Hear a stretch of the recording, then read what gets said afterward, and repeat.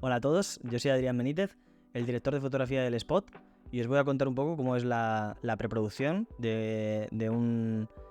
vídeo así para un director de fotografía. Lo primero sobre lo que trabajo es sobre el guión. A mí me gusta realizar varias lecturas del guión y empezar a imaginar lo que estoy leyendo en imágenes en movimiento, ¿no? Lo que estoy leyendo en el papel, cómo va a lucir eso, cómo puede lucir eso, de qué forma se puede representar mejor lo que estoy leyendo. Además, otro de los aspectos muy importantes en este proceso son las conversaciones con el director, porque es el guión y la visión del director lo que junto va a determinar la intencionalidad de verdad de la historia. Y todo el trabajo que vas a realizar como director de fotografía tiene que ir en consonancia con esto, tanto con la visión del director como con la propia intencionalidad del guión y del proyecto en sí. Es entonces cuando, tras definir la intencionalidad del guión sumado a la visión del director, se determina un look. ¿Qué sería el siguiente paso? Este proceso es de suma importancia, ya que a partir de este punto y la definición de este, todos los procesos y todo el trabajo se realizará en consonancia con esto, ¿no? Se tendrá que ser coherente al look que se ha determinado. El look no es un aspecto de lo que se encargue la dirección de fotografía exclusivamente, sino que se ha de hablar con el director, como él se lo imagina, y es algo que se construye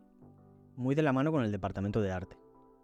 ya que al final los principales implicados en cómo luce un plano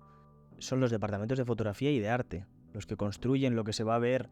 en la cámara son esos dos departamentos. Entonces, en la definición del look, los dos tienen que estar muy comunicados y a su vez comunicarse mucho con el director para ver si todos tienen en la cabeza lo mismo. Es entonces cuando trabajamos con moodboards para este look poder materializarlo. Ese look del que estamos hablando teóricamente y del que decimos, pues mira, yo me imagino esto así o me imagino esto de otra forma, a partir de referencias concretas, de imágenes concretas, conseguimos hacer tangible ese look del que hablamos y todo el mundo, cada persona de cada departamento que está en el rodaje, puede hacerse una idea de cómo va a quedar el plano porque has buscado una referencia de ese plano en concreto. Yo en este caso opté por hablar del tipo de plano que se iba a hacer en cada momento, ya que en este spot en concreto yo también fui el director, entonces de esta manera podía hacer una simbiosis entre los dos departamentos y la referencia de lo que se habla sobre todo es de cómo va a ser el plano, en cuestión de encuadre, de composición y de angulación, no tanto de color o iluminación, del que añadía una nota al lado justo de las referencias en el que explicaba teóricamente cómo me imaginaba la iluminación, ¿no? Pues si iba a ser cálida y venía de forma cenital o de forma picada, o si iba a estar en X sitio o en el otro, y que todo el mundo supiera un poco cómo iba a ser la iluminación, pero que el plano tuviera en mente que iba a ser así. O sea, que todo el mundo supiera lo que se iba a ver en el plano. Entonces con esto llegamos al shotlist, que no sería más que una versión prototipo del guión técnico. Pero para el guión técnico me gusta haber realizado un scouting previo a la localización si es posible, como este era el caso. Con el scouting puedes un poco ensayar la viabilidad de los planos, sobre todo en cuestión de timing, que es lo más difícil de este proyecto en concreto, ya que al ser para televisión, el minutado de cada plano es muy importante porque no hay margen de error. Si tú utilizas un frame más en un plano, tienes que utilizar uno menos en el otro y eso puede condicionar el resultado final. Entonces, tras determinar la viabilidad de los planos, sobre todo también definir qué tipo de plano vas a hacer, a lo mejor tenías pensado hacer un plano medio, pero te das cuenta ensayándolo que viene mejor un primer plano o un plano americano o un plano general. Tras esto es cuando defines el guión técnico. Y aquí sí que hablas más concretamente y más técnicamente de cómo va a ser cada plano. Hablas del encuadre, hablas de la angulación, de los movimientos de cámara, del tipo de lente que vas a usar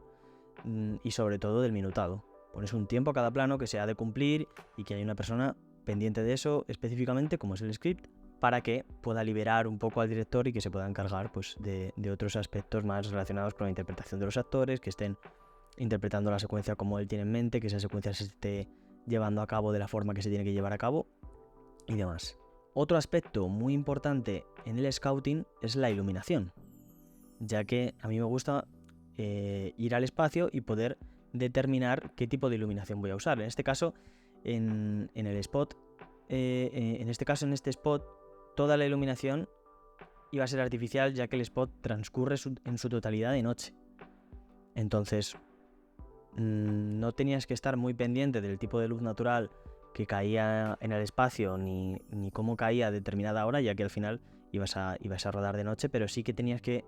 determinar muy bien cómo era el espacio y qué tipo de luces podías usar en ese espacio, ya que algunos de los espacios donde trabajamos eran muy limitados, estrechos, bajos, donde no cabe un ceferino, no puedes meter un softbox de gran tamaño y tienes que trabajar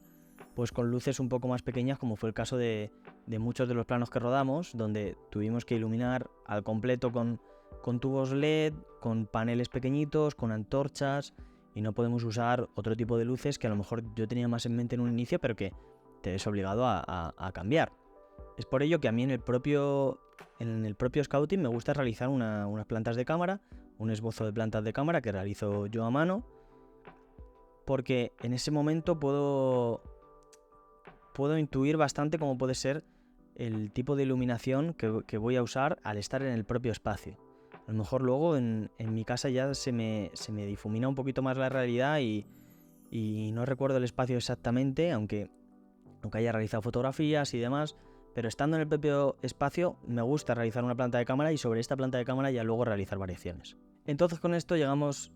a el presupuesto. En este caso es un presupuesto limitado, entonces a mí me gusta siempre seguir el mismo principio para definir el presupuesto, que es qué es lo que me va a ayudar a contar mejor la historia. Porque al final la dirección de fotografía se tiene que resumir en representar de la forma más fiel posible la historia que vas a ver. Entonces la destinación del presupuesto tiene que ir en consonancia con esto, es decir, a lo mejor tú puedes alquilar una cámara mejor y el vídeo se verá mejor o un objetivo mejor, pero no podrás contar la historia 100% de la forma como tienes pensada, porque a lo mejor para hacerlo de esta forma tienes que alquilar algo en concreto, como en nuestro caso, en el plano final, por ejemplo, teníamos que usar un slider que tuvimos que alquilar porque queríamos hacer un traveling out, y entonces tienes que guardar cierta parte del presupuesto, aunque sea solo para un plano, para eso y quitártelo de otras cosas que a lo mejor podrían hacer que se viera mejor o más bonito, pero al final eso no es lo más importante. Lo más importante es, como digo, representar de la mejor forma posible la historia. Y bueno, pues eso sería un poco todo lo que ha sido mi trabajo como director de fotografía en una producción, bueno, pues muy pequeñita en cuanto a presupuesto, en cuanto a equipo técnico, en cuanto a equipo humano, pero que creo que puede servir de ayuda para muchos de vosotros que también realicéis producciones independientes, para que, bueno, pues eso hagáis una idea. Así que nada, espero que os haya gustado. Un saludo.